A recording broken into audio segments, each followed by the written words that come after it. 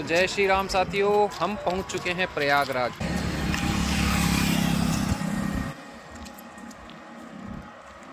जो प्रयागराज में जो अभी उत्सव मनाया जा रहा है, कह सकते हैं मेला लगा हुआ है, माघ मास का मेला। और हम खुशकिस्मत है कि इस माघ मेले में हम भी शामिल हुए और देखने का अवसर मिला कि आखिरकार माघ मेला होता क्या है। तो जय श्री राम साथियों, जय गंगा मैया, जय संगम घाट प्रयागराज। आखिरकार हम पहुंच चुके हैं। हमारी जो डोंगरगढ़ से अयोध्या की उल्टे पग की यात्रा है, पहुंच चुकी है प्रयागराज। और हम अभी महाकुंभ, वहाँ कहते हैं महासंगम में स्नान करने वाले हैं। और उसके बाद फिर स्नान करने के बाद आगे की यात्रा आरंभ करेंगे। यहाँ से अब लगभग 150 से 200 किलोमीटर ही शेष है अयोध्या। उसके बाद प्रभु श्री रामचंद्र जी के दर्शन करेंगे। वर्तमान में तो संगम से माँ गंगा जी, यमुना जी और सरस्वती जी से सभी की मंगल कामना करेंगे। बोलो जय श्री राम, जय जय गंगा मैया।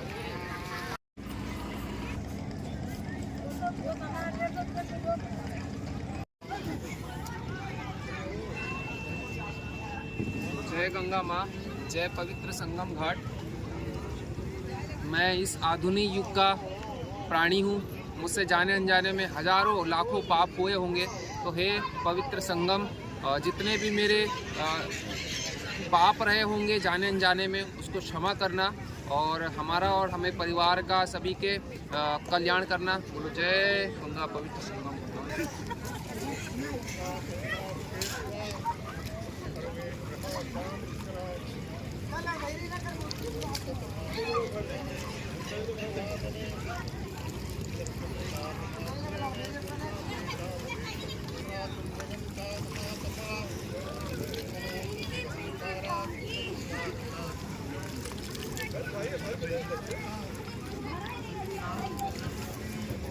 भाई पानी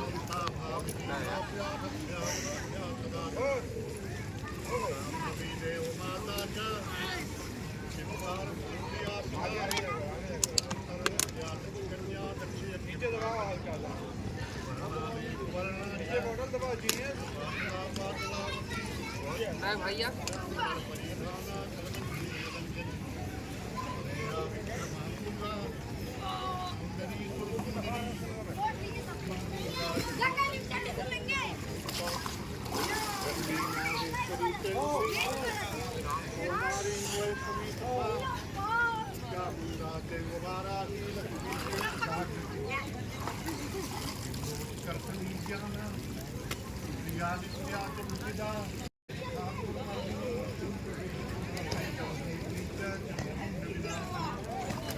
ये भी है अपना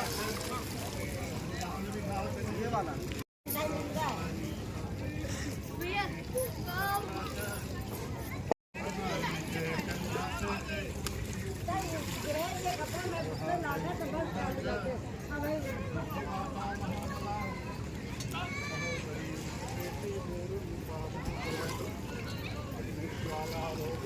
भैया वैसा तक करिएगा, गाड़ी स्टार्ट करके भैया तो गए नहीं, हम मोई कर रहे हैं।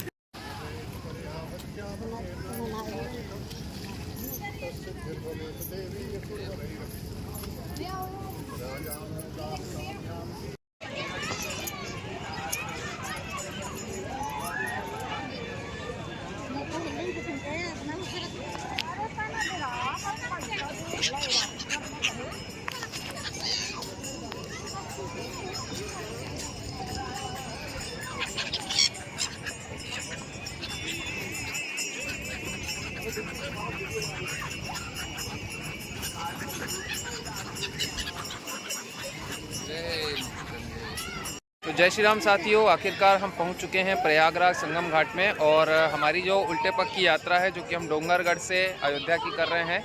हमने अभी स्नान किया गंगा जी में। और ये हमारा छोटू भाई है, क्योंकि बेसिक सी बात है, आपको आपके सामान की सेफ्टी करनी रहती है और आपके फ़ोटो वीडियो निकालने रहते हैं। तो जो हमने जो वीडियो निकाले हैं अपने स्नान के, वो भाई ने निकाला है। भाई का नाम है अमन, अमन अहिर ना, अमन निषाद भाई का नाम है। तो भाई का बहुत बहुत धन्यवाद। भाई को हमने दिया, बुलाया था कि भैया हम तेरे को कुछ देंगे। भाई ये क्या बोलते हैं, चुंबक से पैसे निकालता है। तो ऐसे दिन भर में भाई 100-200 रुपये कमाता है। लेकिन हमने प्रयास किया कि चलो ठीक है, इकट्ठा उसको कर दे। बहुत प्रयास वो करता है, किसी किसी प्रयास में 1-2 रुपया उसके में से निकलता है। तो उसका भी काम हो गया, हमारा भी काम हो गया। तो धन्यवाद। जय श्री राम। जय श्री राम भाई।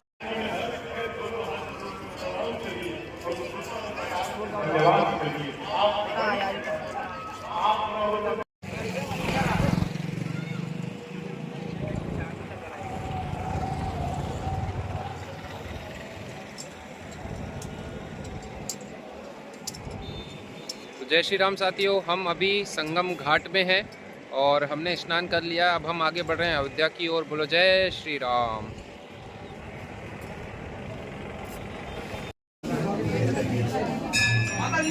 जय बोलो बजरंगबली की।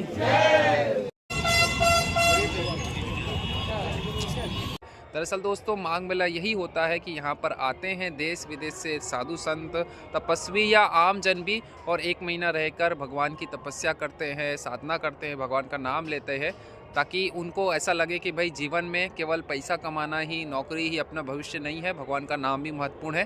तो इस प्रकार से अलग अलग साधु संतों के अलग अलग मठों के पंडाल होते हैं बड़े बड़े, जहाँ पे सत्संग चलते रहते हैं। ऐसे ही एक पंडाल में हमारा रुकना हुआ है यहाँ पर, जहाँ पर साधु संत लोग और जो यहाँ पर जो माघ मेले में जो एक महीना तपस्या करने के लिए, भगवान का नाम लेने के लिए, सत्संग करने के लिए जो लोग आते हैं वो यहाँ पर ही ठहरते। तो उनमें से एक पंडाल में हम रुके हुए हैं, इस पंडाल में। और ऐसे ही पंडाल है और ऐसे ही टेम्प्ररी बनाया जाता है। जहाँ पर अभी हम हैं वो गंगा जी का एक संगम स्थान है, यहीं पर ही हम स्नान करेंगे सुबह। और दूसरी बात ये है कि जब बारिश के समय में यहीं पर ही पूरा गंगा जी का जल भराव होता है, चूँकि अभी बारिश ठंड का समय है और गर्मी के समय में बस इस प्रकार से आपको दिखाई देता है। तो ऐसे पूरे के पूरे मैदान में इस प्रकार से पंडाल लगा हुआ है। बहुत ही सुंदर दृश्य है, हर तरफ भगवान का नाम ले रहे हैं। अगर आप पंडाल के अंदर भी जाएंगे तो सब लोग नाम ले रहे हैं। तो आपको एक ऐसे ही, जहाँ पर हम रुके हैं, संत से या भैया से मिलाते हैं। हालांकि वो संत नहीं है, लेकिन एक महीना वो भगवान का नाम लेने के लिए इस प्रकार से माघ मेले में शामिल होने आए हुए हैं, और वो मध्य प्रदेश से हैं। तो आपको पहले दिखाएंगे कि वो क्या कर रहे हैं, फिर उनसे थोड़ा सा जानकारी और आपकी बातचीत कराया जाएगा। तो हम अपने टेंट में प्रवेश करते हैं।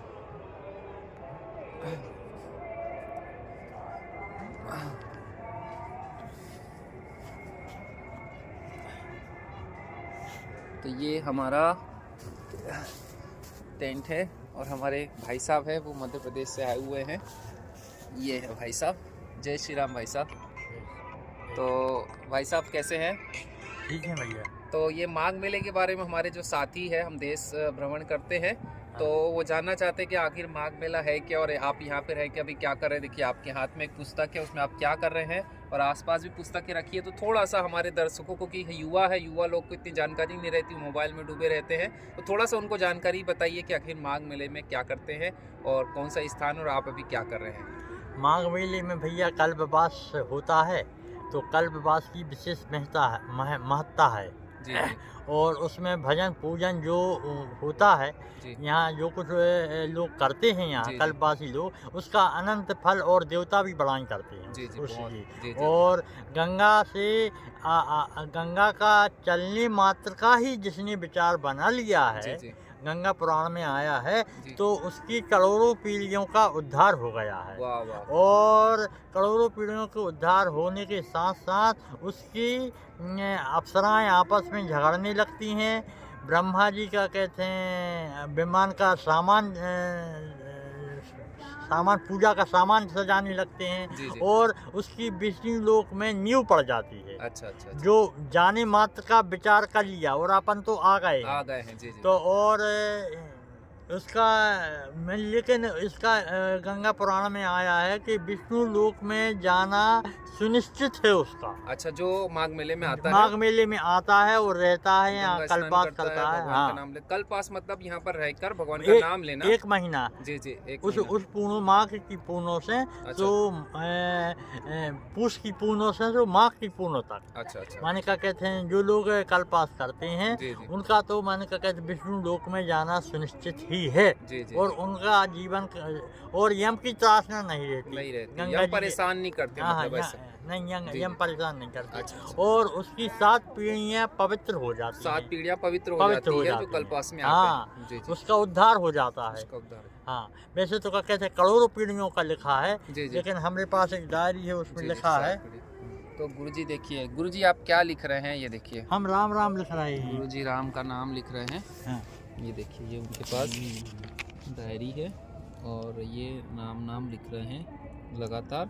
और केवल यहाँ पर लोग भजन कीर्तन ही करते हैं। देखिए और पुस्तकें जितनी भी है सब भगवान का नाम ही लिख रहे हैं। अभी भी वो राम नाम ही लिख रहे थे, लेकिन हम पहुँचे इस कारण से वो हमसे बातचीत करने लगे और आपको जानकारी देने लगे। देखिए सब भगवान की पुस्तकें हैं, केवल भगवान का नाम लेते हैं।